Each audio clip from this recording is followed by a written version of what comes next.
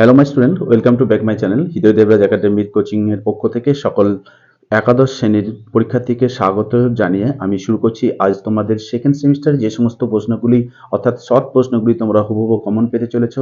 চলো দেখে নেওয়া যাক। এই ভিডিওর মাধ্যমে তোমাদেরকে আমি সেই বিস্তারিত প্রশ্ন নিয়ে আলোচনা করব যা পুঙ্খানুপুঙ্খভাবে আসতে চলেছে এবং খুবই ইম্পর্টেন্ট প্রশ্ন। তো চলো দেখা যাক, আর কথা না বাড়িয়ে সেই গুরুত্বপূর্ণ শর্ট প্রশ্নগুলি এই মুহূর্তে আমি তোমাদের সামনে ভিডিওর মাধ্যমে শেয়ার করছি। অবশ্য ভালো লাগলে তোমরা কমেন্ট করবে এবং সাবস্ক্রাইব করে দেবে ও লাইক করতে যেন ভুলো না, তাহলে তোমাদের আরও যে সমস্ত আমি ভিডিওগুলো দিই সেগুলো নিত্য নতুন ভিডিও পেতে তোমাদের খুবই হয়তো সুবিধা হবে এবং এই চ্যানেল থেকে সমস্ত রকমের ধারণা আইডিয়া তোমাদের দেওয়া হবে এবং তোমরা বুঝতে পারবে যে কতটা উপকারিতা পাচ্ছ। চলো কথা না বাড়িয়ে দেখা যাক আমাদের সেকেন্ড সেমিস্টারের সেই গুরুত্বপূর্ণ ইংলিশ শর্ট সাজেশন। দেখো, গার্ডেন পার্টি থেকে যে সমস্ত শর্ট প্রশ্নগুলো আমি তোমাদের সামনে তুলে ধরছি, অর্থাৎ যে সমস্ত শর্ট প্রশ্নগুলো আমি সাজেশন করছি তার মধ্যে প্রথম প্রশ্নটা আছে who hosted the garden party, কে গার্ডেন পার্টির আয়োজন করেছিল। দেখো, প্রথম প্রশ্নটা আমি উত্তর দিচ্ছি, the Sheridan family hosted the garden party, অর্থাৎ সেইডানের পরিবার গার্ডেন পার্টির আয়োজন করেছিল। নেক্সট যে প্রশ্নটা আছে হোয়ার ওয়াজ ইট হোস্টেড, কোথায় এটি আয়োজন করা হয়েছিল। তাহলে দেখো, তারা কোথায় আয়োজন করেছিল, they hosted it in their luxuries garden, মানে বিলাসবহুল বাগানে তারা এটা আয়োজন করেছিল। ওকে, নেক্সট 2 নম্বর প্রশ্ন যেটা আছে who were the member of the Sheridan family, বলছে হু ওয়ার দ্য মেম্বার, যারা সেইডান পরিবারের সদস্য ছিলেন। হু মানে কি, যে কারা এই সেইডান পরিবারের সদস্য ছিলেন। তো দেখো, the member of the Sheridan family include Mr Sheridan ছিল, আর কে ছিল, মিসেস শেরিডান, লরি এবং মেগ, আর কে ছিল, অ্যান্ড জোসে। তো এই সমস্ত ব্যক্তিরা হচ্ছে বা ক্যারেক্টারগুলো হচ্ছে আমাদের সেইডান পরিবারের সদস্য, ঠিক আছে, member. Next 3 number question, why did the workers come in the morning, who supervised them, বলছে কেন কর্মীরা সকালবেলায় এসেছিল। নেক্সট যে প্রশ্ন আছে হু সুপারভাইজড, কে তাদের তদারকি করেছিল বা দেখাশোনা করেছিল। দ্য ওয়ার্কার্স, দেখো, the workers came to put up the marquee মানে হচ্ছে একটা সামিয়ানা বলতে পারবো, আর তিরপল টাইপের, যেটা আর কি পলিথনের একটা। দ্য ওয়ার্কার্সরা কি জন্য এসেছিল, তাহলে একটা মানে চাঁদোয়া টাঙাতে, মার্কুই মানে পলিথন টাঙাতে বা চাঁদোয়া পিকনিক করার জন্য স্বভাবত যেটা করা হয়। তাহলে লরা সুপারভাইজ দ্য ওয়ার্কার, আর কে সুপারভাইজ করেছিল এই কাজের জন্য, লরা। ওকে, নেক্সট 4 নম্বর প্রশ্নটা দেখো, how was the weather in the morning on the day of the garden party, বলছে হাউ ওয়াজ দ্য ওয়েদার, আবহাওয়াটা কেমন ছিল সকালের এই যে গার্ডেন পার্টি করার জন্য সকালে আবহাওয়াটা কেমন ছিল। দেখো, ইট ওয়াজ এ পারফেক্ট ডে, বলছে খুব সুন্দর দিন ছিল। ইন আর্লি সামার, খুব সুন্দর দিন ছিল গ্রীষ্মের প্রথম দিকের সকালটা, বুঝতে পেরেছো। ইট ওয়াজ উইন্ডলেস, কেমন ছিল, ইট ওয়াজ উইন্ডলেস মানে হচ্ছে বাতাসহীন, ওয়ার্ম মানে উষ্ণ, অ্যান্ড দ্য স্কাই ওয়াজ ক্লাউডলেস, মেঘহীন ছিল এবং কি কি ছিল, বায়ুহীন, উইন্ডলেস বায়ুহীন, ওয়ার্ম উষ্ণহীন, এবং কি ছিল, দ্য স্কাই ওয়াজ ক্লাউডলেস এবং মেঘহীন ছিল। বুঝতে পেরেছো আবহাওয়াটা কেমন ছিল। নেক্সট যেটা দেখবো, দেখো, which flower impresses people of garden parties, বলছে কোন ফুলগুলি গার্ডেন পার্টিতে মানুষগুলোকে মুগ্ধ করে। এবং সেখানে দেখো আবার কি বলছে, যে how many of those flower bloomed on that day, এবং কতগুলো ফুল সেখানে ধরেছিল বা ফুটেছিল সেদিন। দেখো, অ্যাকর্ডিং টু দ্য ন্যারেটর মানে কি, বক্তা। হ্যাঁ, তাহলে অ্যাকর্ডিং টু দ্য ন্যারেটর, লেখকের মতানুসারে, roses are the only flowers that impress people at garden parties, বলছে বক্তার মতে বাগানে গোলাপটি ছিল একমাত্র ফুল যেটা লোকেদেরকে কি করেছিল, ইমপ্রেস করেছিল, প্রভাবিত করেছিল গার্ডেন পার্টিসে যারা অংশগ্রহণ করেছিল তাদেরকে। 100 of roses bloomed on that day, এবং ওই দিন কতগুলো ফুল ফুটেছিল, 100 মানে শত শত ফুল পরিস্ফুটিত হয়েছিল ওই দিন। নেক্সট যেটা প্রশ্ন আছে, হোয়াট আর ডিস্টিলেড বুকস, এটা দেখো অফ স্টাডি থেকে দেওয়া হয়েছে, এটা এখানে লিখে দেওয়া হয়েছে অ্যান্সারটা। তাহলে দেখো মানেটা দেখো, বলছে হোয়াট আর ডিস্টিলেড বুক মানে পরিশুদ্ধ বই, ডিস্টিলেড মানে হচ্ছে পরিশুদ্ধ বইগুলি কি কি। বলছে এর পরিশুদ্ধ বই কি? তাহলে দেখো, এ ডিস্টিলেড বুকস ইজ এ বুক। তাহলে একটি পাতিত বই বা পরিশুদ্ধ বই হলো যে বা যা summarise on condenses information from a longer work. বলছে যা একটি দীর্ঘ কাজ থেকে তথ্যকে সংক্ষিপ্ত করে ইনফরমেশনকে সংক্ষিপ্ত ফ্রম এ লঙ্গার ওয়ার্ক। বুঝতে পেরেছো? দীর্ঘ কাজ থেকে সংক্ষিপ্ত করে। নেক্সট আমরা দেখো, এবার গার্ডেন পার্টির পর আমরা যাব জিমি ভ্যালেন্টাইন। তো জিমি ভ্যালেন্টাইন থেকে যে সমস্ত প্রশ্নগুলো আমি সিলেক্ট করেছি সেগুলো একবার দেখে নাও। প্রথম প্রশ্নটা হচ্ছে, হু ওয়াজ জিমি ভ্যালেন্টাইন? কি আছে? বলছে হু ওয়াজ জিমি ভ্যালেন্টাইন, মানে জিমি ভ্যালেন্টাইন কে ছিলেন। দেখো, Jimmy Valentine is a complex character in O Henry's short story a retrieved reformation. তার মানেটা হচ্ছে যে জিমি ভ্যালেন্টাইন ও হেনরির ছোট গল্প। জিমি ভ্যালেন্টাইন হচ্ছে একটা ও হেনরির ছোট গল্পের কমপ্লেক্স ক্যারেক্টার, জটিল চরিত্র। এ রিটার্ভড রিফরমেশনের একটি জটিল চরিত্র। এ রিটার্ভড রিফরমেশন রিট্রিভড রিফরমেশনের একটি জটিল চরিত্র। He is a skilled of safe cracker. তিনি একজন দক্ষ সেফ ক্রেকার ছিলেন। Who entirely embodies the traits of a typical criminal. এবং প্রাথমিকভাবে যিনি একজন অপরাধীর বৈশিষ্ট্যকে মূর্ত করেছিলেন বা তুলে ধরেছিলেন ট্রাফিক্যাল ভাবে। ঠিক আছে, ওকে। নেক্সট দেখো, a man is released from prison and resumes his life of crime. বলছে ব্যক্তি কারাগার থেকে মুক্তি পায়। রিলিজ মানে হচ্ছে মুক্তি পাওয়া। ব্যক্তি কারাগার থেকে, ফ্রম প্রিজন কারাগার থেকে মুক্তি পায়, and resume his life of crime, এবং তার অপরাধের জীবন পুনরায় শুরু করে। রিজিউমস মানে হচ্ছে শুরু করা, হিজ লাইফ তার জীবন, অফ ক্রাইম অপরাধের জীবন পুনরায় শুরু করে। However, যাই হোক, meeting the woman of his dream places his life on a new trajectory. হ্যাঁ, নিউ ট্র্যাজেক্টরি। তার মানে বলছে যাই হোক, তার স্বপ্নের মহিলার সাথে দেখা হয়। তার স্বপ্নের ওমেন মানে হচ্ছে মহিলার সাথে তার দেখা হয় এবং তার জীবনকে একটি নতুন পথের দিকে নিয়ে যায়। অন এ নিউ ট্র্যাজেক্টরি মানে তার জীবনকে নতুন পথের দিকে নিয়ে যায়।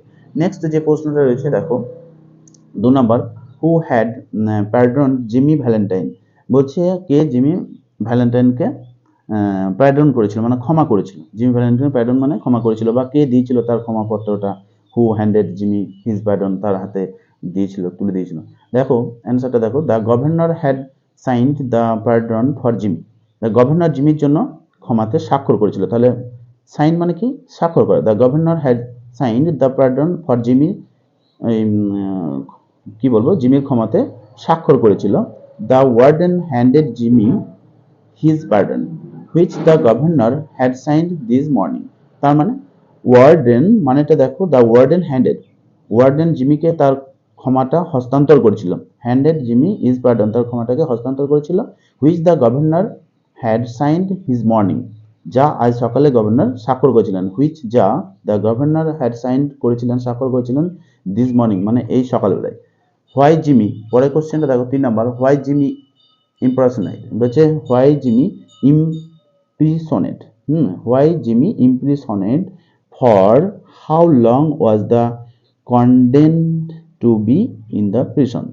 দেখো উত্তরটা দেখো, আচ্ছা মানেটা একবার বলে দিই। Why Jimmy impression, why Jimmy imprisoned বলছে হোয়াই জিমি কেন ইমপ্রেশনেট ছিল। ইমপ্রিসনেট মানে হচ্ছে কারারুদ্ধ। কেন জিমি কারারুদ্ধ ছিল? For how long was the condemned to B the prison, কতদিন তাকে কারাগারে থাকার জন্য তাকে কন্ডেমড করা হয়েছিল, নিন্দা করা হয়েছিল। কন্ডেমড মানে হচ্ছে নিন্দা করা হয়েছিল কারাগারে থাকার জন্য। দেখো অ্যান্সার দেখো, O Henry short story a retrieved reformation, retrieved reformation Jimmy Valentine was impressioned. Jimmy Valentine was imprisoned for safe cracking and burglary. তাহলে মানেটা কি? যে ও হেনরি ছোট গল্পে এ ও Henry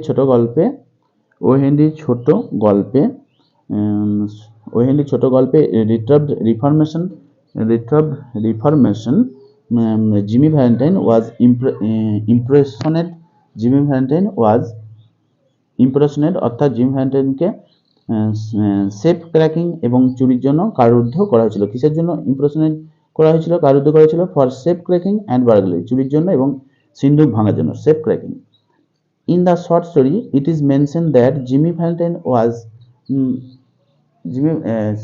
in the story it is mentioned that Jimmy Valentine was sentenced to 4 years in prison। তার মানে Jimmy ভ্যালেন্টাইনকে এই গল্পে, ছোট গল্পে কতদিন কারারুদ্ধ করে রাখা ছিল? 4 ইয়ার্স, 4 বছরের জন্য। নেক্সট 4 নম্বর যে প্রশ্নটা আমি সিলেক্ট করেছি, দেখো 4 নম্বর প্রশ্নটা ভালো করে দেখো। 4 নম্বর যে প্রশ্নটা আছে সেটা হচ্ছে better think over my advice Valentine, what advice did the speaker give to the listener. দেখো বলছে better think over my advice Valentine, আমার উপদেশ ভ্যালেন্টাইন সম্পর্কে ভালোভাবে চিন্তা করুন। বলছে আমার উপদেশ ভ্যালেন্টাইন সম্পর্কে আমার উপদেশ ভালোভাবে চিন্তা করুন। What advice did the speaker give to the listener, বলছে হোয়াট অ্যাডভাইস, বক্তা কি পরামর্শ দিয়েছিল, অ্যাডভাইস দিয়েছিল? The speaker is advising Valentine to carefully consider and reflect on the advice that has been given, implying that it is important and should be thought about deeply before making any decision based on it। দেখো মানেটা একবার শুনে নাও। The speaker ভ্যালেন্টাইনকে advising করেছিল, কি advising করেছিল? Two carefully ভাবে consider and reflect করতে পরামর্শ দেওয়া হয়েছিল তা সাবধানে বিবেচনা করুন এবং প্রতিফলিত করার জন্য, সাবধানে রিফ্লেক্ট করা, বিবেচনা করা এবং প্রতিফলিত করার জন্য অন দ্য অ্যাডভাইস, তার উপদেশগুলো, দ্যাট হ্যাজ বিন গিভেন, যেটা দেওয়া হয়েছিল, ইমপ্লাইং দ্যাট যেটা এটা বোঝায় যে, ইমপ্লাইং দ্যাট মানে বোঝানো, ইমপ্লাইং দ্যাট ইট ইজ ইম্পর্টেন্ট, এটা বোঝায় যে ইট ইজ ইম্পর্টেন্ট, এটা গুরুত্বপূর্ণ, and should be thought about deeply, and should be এর উপর ভিত্তি করে কোনো সিদ্ধান্ত নেওয়ার আগে ডিপলি ভাবে, গভীরভাবে চিন্তা করা উচিত। শুড বি থট, চিন্তা করা উচিত, about deeply before making any decision, কোনো সিদ্ধান্ত নেওয়ার আগে এর উপর নির্ভর করে, বেস্ট অন ইট মানে এর উপর নির্ভর করে। নেক্সট আমরা জিমি ভ্যালেন্টাইনের পরে আমরা যেটা থেকে শর্ট প্রশ্ন তোমাদের সেকেন্ড সেমিস্টারের জন্য বাছাই করেছি সেটা হচ্ছে অফ স্টাডি। তো অফ স্টাডি থেকে এবার আমরা কোশ্চেনগুলো নিয়ে একটু আলোচনা করব। দেখো অফ স্টাডির যে সমস্ত প্রশ্নগুলি এখানে তুলে ধরা হয়েছে, তো একটু আলোচনা আমি করে দিচ্ছি, দেখে নাও। প্রথম প্রশ্ন যেটা আছে, what are the main benefits of studies, হচ্ছে হোয়াট আর দ্য মেইন বেনিফিটসটা কি অফ স্টাডির? According to the great essayist Francis Bacon, the main benefits of studies are delight, ornament and ability. দেখো তাহলে মেইন বেনিফিটটা কি বলছে, according to the greatest essayist Francis বেকনের মতে মেইন বেনিফিটটা হচ্ছে of study delight and ornament and ability. মানে ডিলাইট মানে আনন্দ, অধ্যয়নের প্রধান সুবিধা হলো আনন্দ, অলঙ্কার এবং ক্ষমতা, অ্যাবিলিটি মানে দক্ষতা বা ক্ষমতা। Next 2 number question, what is the meant by studies serve for delight, অধ্যয়ন আনন্দের জন্য পরিবেশন বলতে কি বোঝায়? সার্ভ পরিবেশন ফর ডিলাইট, আনন্দের জন্য পরিবেশন বলতে কি বোঝায়? The chief use of studies for delight is in private reflective moments. Studies offer personal pleasure and enjoyment during quiet or solitary times, providing an intellectual retreat from daily activities। তো মানেগুলো একবার শুনে নাও। The chief use of studies, আনন্দের জন্য অধ্যয়নের প্রধান যে ব্যক্তিগত, private যে ব্যক্তিগত, রিফ্লেক্টিভ মোমেন্ট প্রতিফলিত যে মুহূর্তগুলি,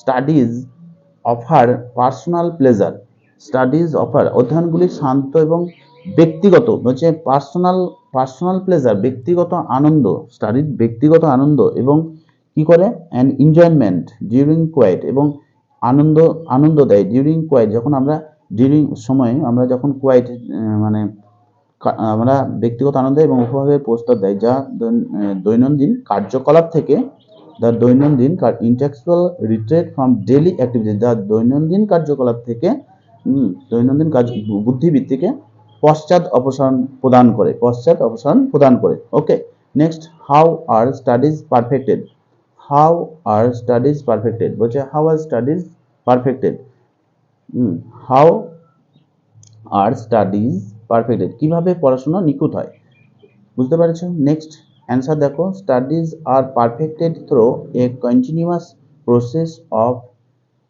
research refinement, replication, review and adaptation based on new evidence and finding। দেখো নতুন প্রমাণ দেয়, স্টাডিজ পারফেক্টেড নিখুঁত, নতুন প্রমাণ এবং ফলাফলের উপর ভিত্তি করে পুনরায় অনুসাধন, পরিমার্জন, প্রতিলিপিকরণ এবং সমকক্ষ পর্যালোচনা এবং অভিযোজনের একটি অ্যাডাপশন মানে হচ্ছে অভিযোজন এবং অভিযোজনের একটি ক্রমাগত প্রক্রিয়ার মাধ্যমে অধ্যয়ন কি হয়, নিখুঁত হয়। Okay, next, what is the similarity between natural abilities and natural plant, বলছে প্রাকৃতিক ক্ষমতা এবং প্রাকৃতিক উদ্ভিদের মধ্যে মিল কোথায়, হোয়াট ইজ দ্য সিমিলারিটি, মিল কোথায়, between natural abilities and natural plants এবং প্রাকৃতিক সিমিলারিটি মানে বুঝতেই পারছো, মিল মানে প্রাকৃতিক ক্ষমতা এবং প্রাকৃতিক উদ্ভিদের উপর মিল কোথায়। The similarity between natural abilities and natural plants is that both above inherent potential that needs to be nurtured and cultivated to reach their full potential। দেখো মানেটা আমি বলে দিচ্ছি, বলছে যে প্রাকৃতিক ক্ষমতা এবং প্রাকৃতিক উদ্ভিদের মধ্যে সাদৃশ্য হলো যে উভয়েরই অন্তর্নিহিত সম্ভাবনা রয়েছে, যা লালন পালন এবং চাষ করা প্রয়োজন তাদের পূর্ণ সম্ভাবনায়। নেক্সট 5 নম্বর কোশ্চেনটা, what are sort of books is to be swallowed. দেখো, according to by Francis Bacon, books to be swallowed refers to books that can be read quickly and easily without requiring deep analysis or close attention to detail। দেখো বাংলা মানেটা আমি একটু বলে দিচ্ছি। Francis বেকনের মতে বইগুলি গিলে ফেলা বলতে এমন বইগুলিকে বোঝায় যা দ্রুত এবং সহজে পড়া যায়, বিশ্লেষণ করা বিশদে গভীর বা ঘনিষ্ঠ হয়ে যায়, মনোযোগের প্রয়োজন ছাড়া। ওকে, এই পর্যন্তই।